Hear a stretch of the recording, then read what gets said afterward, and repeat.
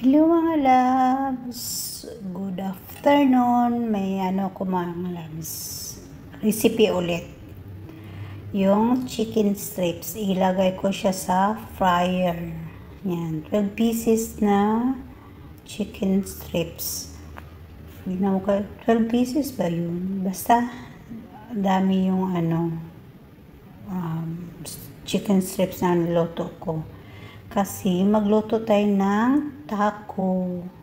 Alam niyo yung taco mga loves, taco. For snacks nila. Yan. Ilagay ko siya ng 30 minutes. Tapos naluto na siya. Iniwa-iwa ko siya ng maliliit yung chicken strips. Tapos may lettuce at saka bell pepper at saka of course may mozzarella cheese at cheddar cheese.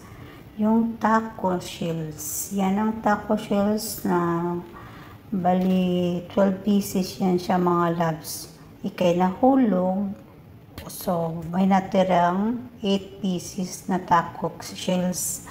Yan na lang ang gagawin ko. 8 pieces na taco shells.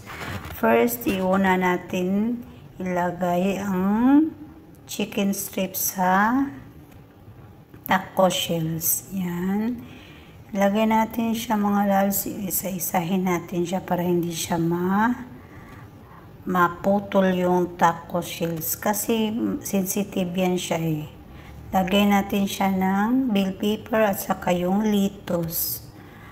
Tapos nang lagay ng lettuce, lang natin, by layer lang natin siya mga loves. Pasensya na ka sa video ko mga loves. One hand lang ang gamit ko. Yan. Pagkatapos niyan, lagyan ko na siya ng lettuce sa babaw. Yan. Hanggang matapos yung 8 pieces na taco shells na yan. Paulit-ulit ko lang yan siyang ganyan mga loves. Yan. Yung chicken strips, buti na lang chicken strips ang ginamit kong manok. Hindi na yung fresh na na breast chicken. Yan. Nalagay ko na lahat mga loves. So, lagyan na natin siya ng mozzarella cheese. Una natin yung mozzarella cheese na white, ha? Kasi dalawa man yan ng cheese na yan. Una ko yung mozzarella cheese. Yung isang orange na yan ay ang cheddar cheese. Ipahuli ko na lang siya mga loves kasi dapat cheddar cheese lang talaga. Pero konti lang naman ang cheddar cheese ko. Hinaluan ko lang ng mozzarella cheese. Nalito ba kayo my loves? Yan ay ang cheddar cheese, yung puti. Tapos itatoppings ko yung pati ako nalito na rin. Yan, cheddar cheese. Yung mozzarella cheese pala yung puti. Yan, ang cheddar cheese. Yan. Pagkatapos ko yan itatoppings, mga loves.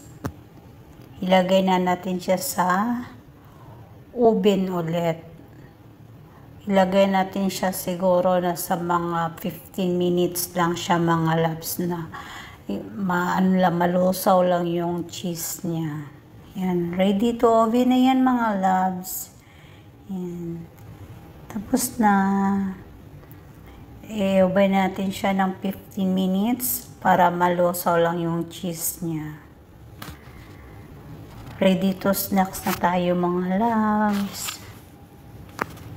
Yan, yan. Finish na. Yan ang finished product ko mga loves. So, bye mga loves. Please like, subscribe my YouTube channel, Analisa Mix Vlog. Babush!